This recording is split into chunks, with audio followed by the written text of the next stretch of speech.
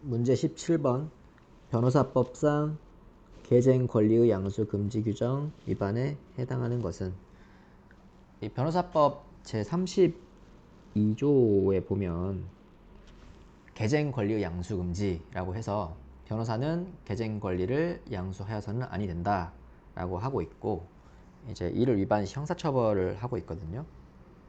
그러면 이제 계쟁 권리가 그럼 무슨 말이냐를 조금 고민을 해보셔야 되는데 일단 계쟁이 뭔가요? 계쟁. 그래서 계쟁 권리라고 하는데 계쟁이라는 게 뭐냐면 간단하게 생각하면 당사자들 사이에 어떤 법적 다툼이 있다는 거죠. 법적 다툼이 있는 상태를 의미하는 것이고 권리라는 건 뭡니까? A가 B한테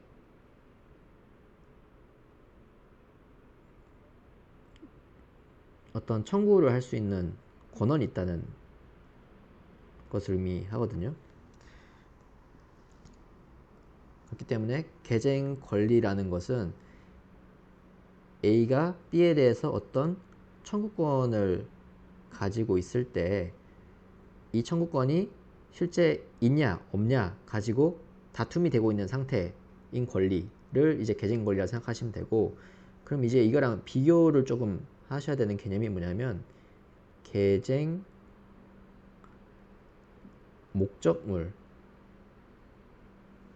계쟁 물이라고 하는 게 더 낫겠네요. 계쟁물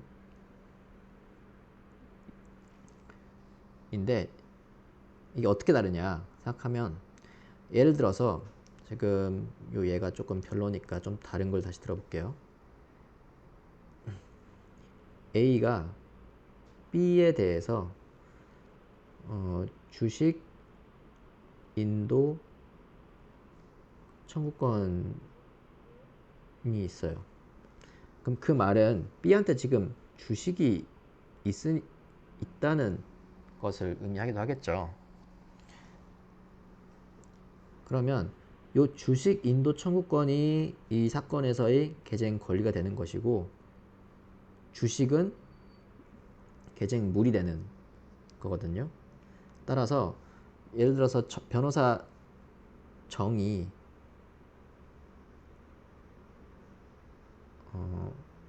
A를 대리한다고 쳐볼게요.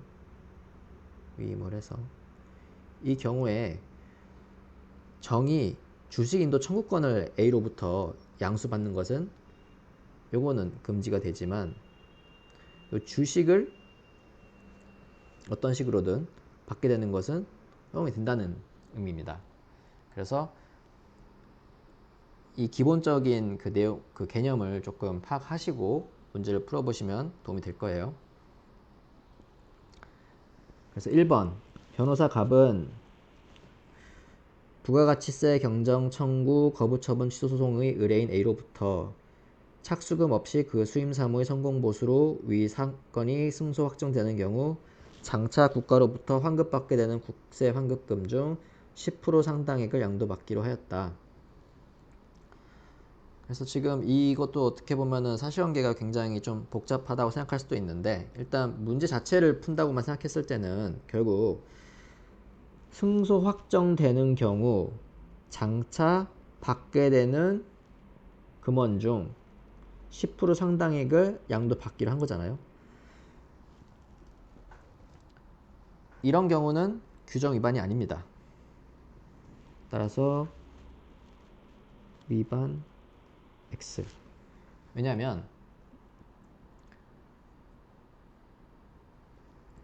이 성공 보수는 아니지만 이제 승소 확정 판결을 조건으로 이제 계쟁 목적물이 일부를 지급받는 것이지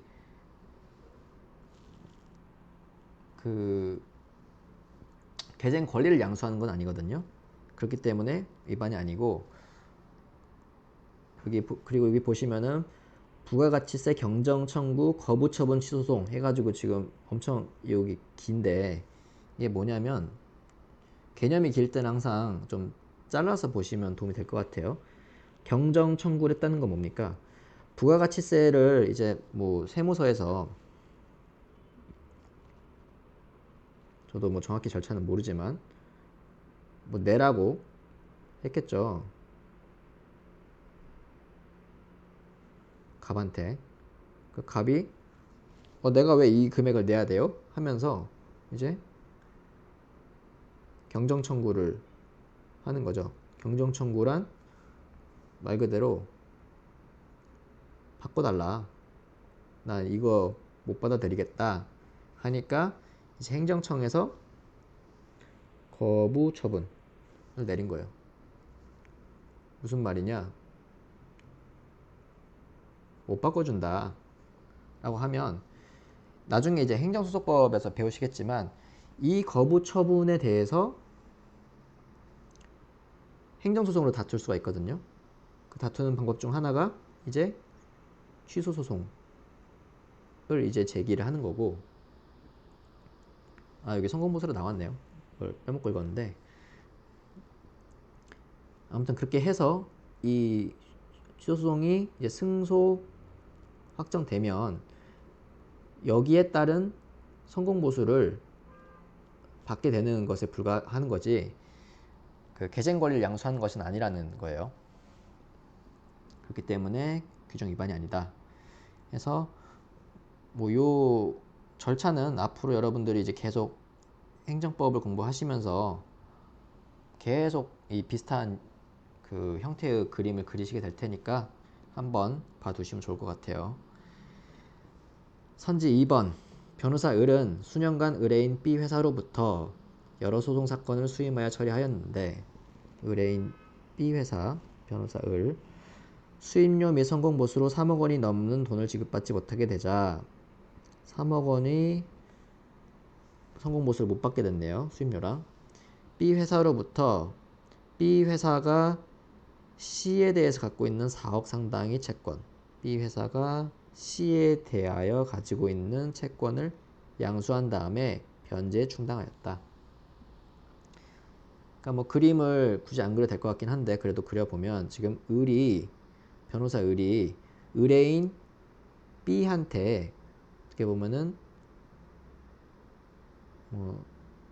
착수금 플러스 성공보수 채권이 있는 거죠. 근데 이거를 지금 B 회사가 안 주고 있으니까 이제 B 회사가 C에 대해서 갖고 있는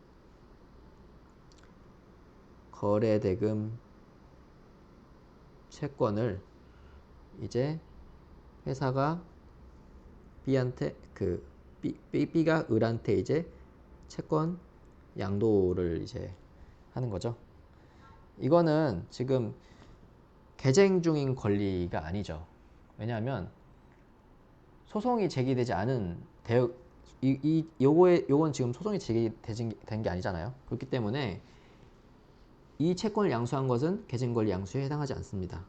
따라서 2번 역시 위반이 아니고, 선지 3번. 변호사 병은 의뢰인 D의 E에 대한 공사대금 청구 소송이 대리인으로 1심 소송 진행 중 D의 E에 대한 공사대금 채권을 변호사 수임료 명목으로 자신이 사무장 명의로 양수. 지금 소송 진행 중에 공사대금 채권을 양수를 했네요. 그리고 항소심에서 사무장으로 하여금 자신을 소송 대리인으로 선임하게 해서 소송 승계 참가 신청을 하고 이로부터 판결금 전액을 수령하였다. 이거는 이제 위반이 되죠. 왜냐하면 공사대금 채권이 지금 소송 진행 중인데 이걸 양수를 했으니까 사실 뒷부분은 뭐 크게 중요하진 않을 것 같아요.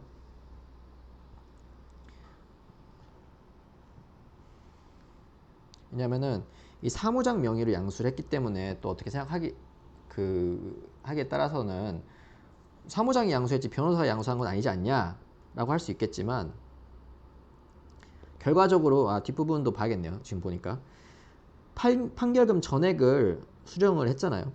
그리고 자신을 소송 대리인을 선임해가지고, 그렇기 때문에 실질적으로는 양수인이 변호사라고 봐야 됩니다. 따라서 이 규정에 위반한 것이라고 봐야 되는 것이고, 선지 4번 보시면 변호사 정은 F회사의 주식 반환 청구권을 피보전 권리로 한 주식 처분 금지 가처분 사건에서 F회사의 주식 반환 청구권을 피보전 권리에서 채무자 G를 대리했네요. F가 아니라 가처분 이의를 제기를 했고 소송 계속 중 채무자 G로부터 그의 처 H 명의로 된 주식을 정의 배우자, 그러니까 변호사의 배우자 명의로 양도받았네요. 그럼 보시면 이 사실관계가 어떻게 되냐면 F회사가 있네요. F회사가 있고 지금 G에 대해서 주식 반환 청구권이 있는 거예요. 그리고 지금 F는 이제 보전 처분이 그 시각에서 봤을 때 F는 이제 채권자고 G는 이제 채무자죠. 그 12회 법조윤리 기출문제 풀면서 앞에서 이제 보전 처분에 대해서 설명을 했으니까 이 보전 처분에 대해서 처음 들어보시는 분들은 그 문제를 한번 보고 오세요. 지금 그 금전 채권이 아닌 채권을 지금 보전하려고 하는 거니까 압류가 아니라 이제 가처분을 해야 되는 거죠. 그래서 처분 금지 가처분을 하는 건데 지금 이 채무자 입장에서는 이 가처분에 대해서 가처분 이의를 하는 거죠. 그리고 지금 변호사가 누군가요?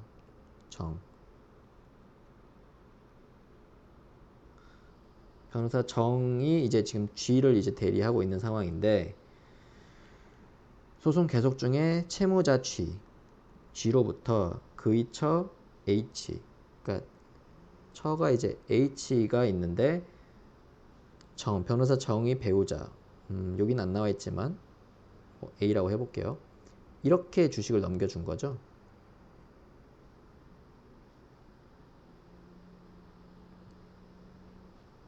그 F회사 주식을